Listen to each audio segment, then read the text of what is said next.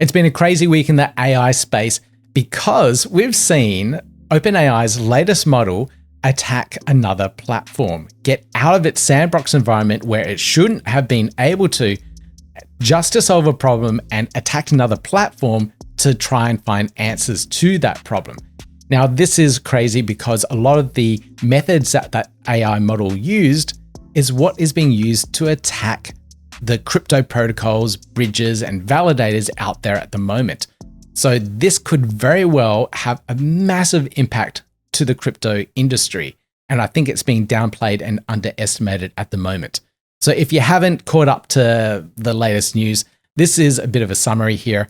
This platform called Hugging Face got attacked by OpenAI's latest model, which was placed into a sandbox environment, which it shouldn't have been able to get out of. But it slowly went through, found a weakness, a vulnerability, got out one way, and then continuously found more and more different ways to get out of its environment.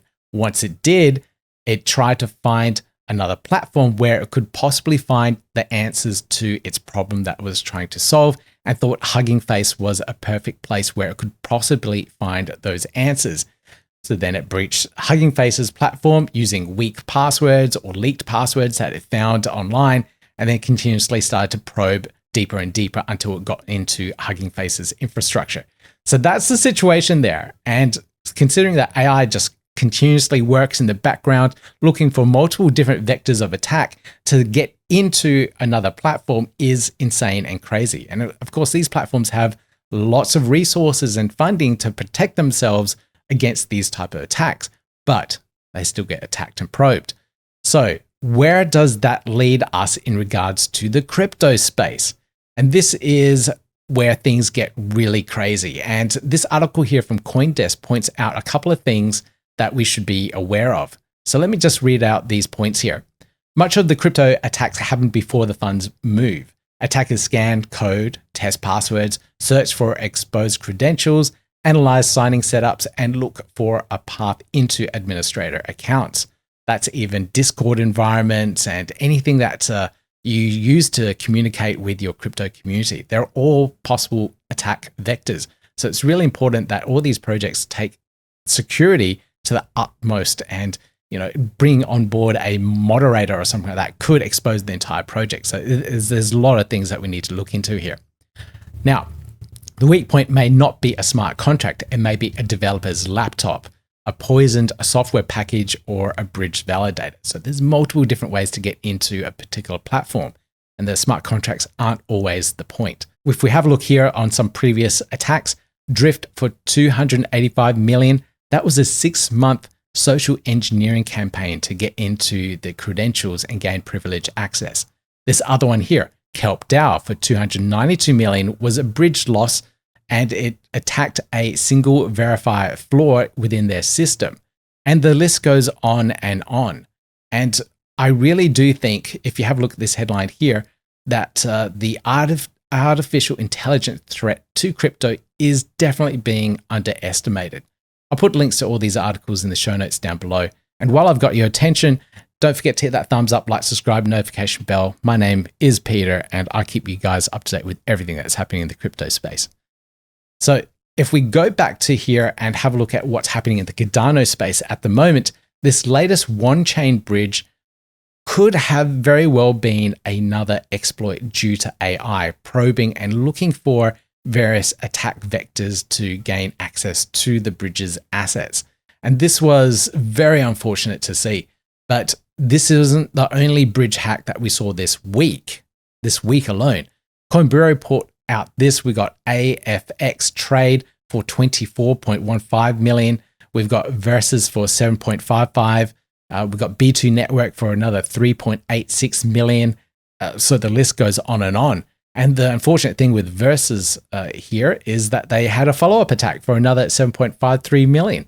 So this is an insane amount of attacks that are happening at the moment. And we're just seeing more and more of these ramp up.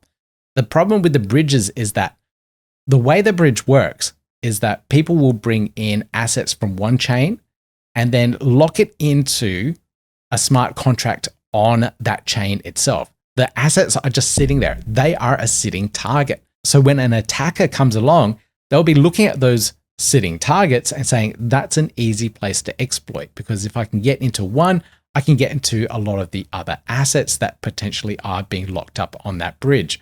So bridges are and have always been a honeypot for attackers because of the amount of assets and liquidity that they hold within their ecosystems. So a lot of these bridges, they're built very well. They've had multiple security audits and whatnot, but somehow they're still being attacked by these. But somehow they're still being attacked. And I really do think that AI is playing a deep role at the moment to find these vulnerabilities and attack these bridges. Now, back to the Wanchain exploit that happened earlier this week. Now, a lot of you that watch my channel are in the Cardano ecosystem, so you're pretty interested in the details around this one here. But this one here was a $10 million exploit that looked into the smart contract and how the signing message was done. So the smart contract checked a signed message by dropping 14 variable length data fields into one continuous byte string. They didn't include the delimiters or length prefixes between the values. So essentially the hacker or even AI model found a way to check for that signed message. So the signed message is when something is sent to the platform. You need a signature to verify that this is correct and this should be done. And it found a way to capture that from one transaction and then reuse that again for a different transaction. So the signing message here didn't include any delimiters or length prefixes between its values. It should have been split up into little chunks, but it didn't in this case. And because it didn't, it ended up with the same hashed message at the end, the same size. So it treated it as being valid.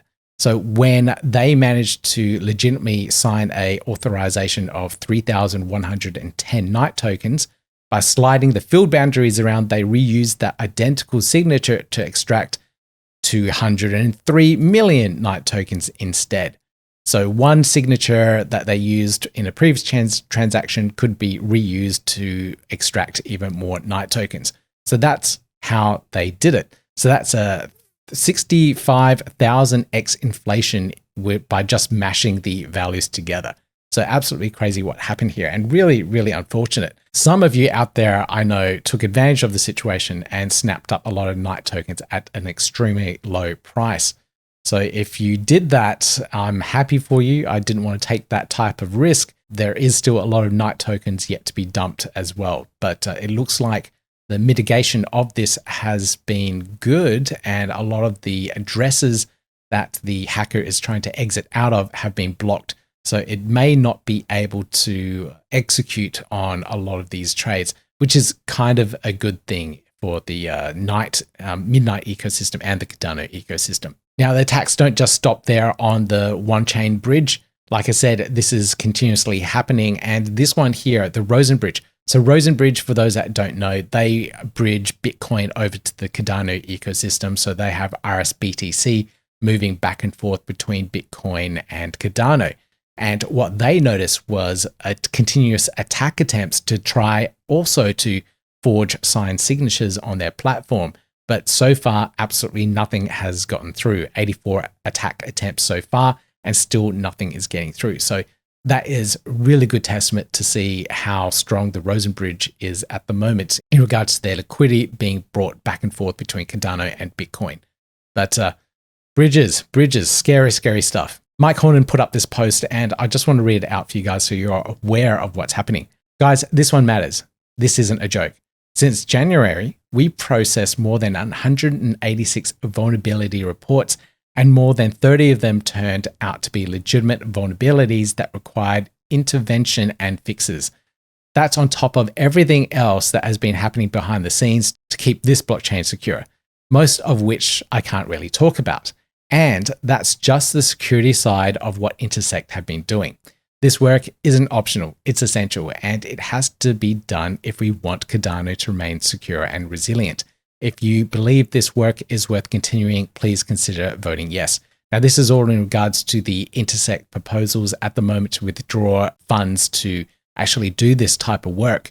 And from what I've heard from other people working in this space, I've been talking about Mythos, Anthropic's Mythos and Fable, with other developers and finding out what they're doing, or if they got access to Mythos so they can actually secure their applications and stuff.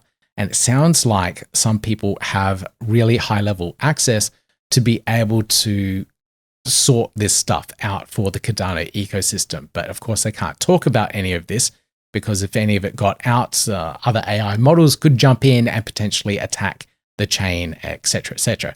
And it's not just Cardano, it's Ethereum, it's Bitcoin, it's all the other major chains out there that also have potential access to these latest frontier models to be able to audit their chains. Now, I've tried to audit my own stuff with Fable, and there are guardrails in place blocking me from doing so. So you have to do things in a really roundabout way to try and find vulnerabilities. And even last week, there was one found for my Cardano Press plugin, which kind of was legitimate, but it took a lot of work to actually get that vulnerability to happen.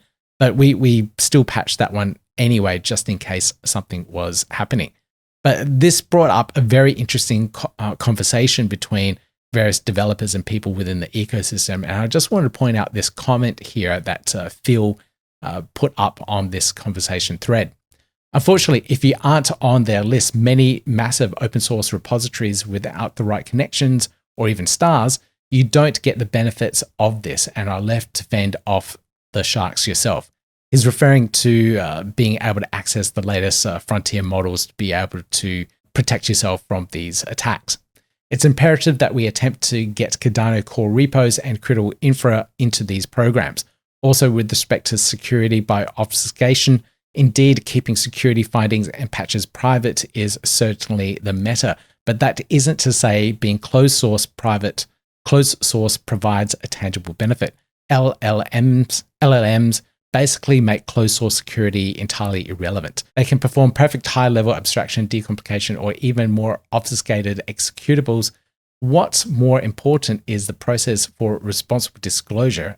Most large open source repos support private issues for security reports. It's imperative that we attempt to get Cardano's core repos and critical infra into these programs. And I completely agree, because if we can, then we get access to the latest LLMs, large language models, and we can use them to protect Cardano against these future potential attacks. So definitely something that we do need access to, and hopefully the teams are working in regards to all of those levels of access. Now, with all of these attacks out there, what can you do next? What should you be doing, or what are your options at least that you can think about to help protect your crypto assets? So if you have any of your assets within your cold wallet or whatever it is, maybe you should start thinking about diversifying and de-risking a single point of failure. For example, a lot of people that invest their money into crypto may also be diversifying their investments into different investment classes, such as index funds, 401ks, superannuation here in Australia, that's what we call it, or even into property and other assets. So we have lots of different ways that we can diversify our investment of our money. And you do that to de-risk yourself so you're not exposed to one single point of failure within the market. If you have all your money in the property market during the GFC, you would have lost a lot of money. If you have all your assets now in AI and the AI bubble pops, you could also lose a lot of money.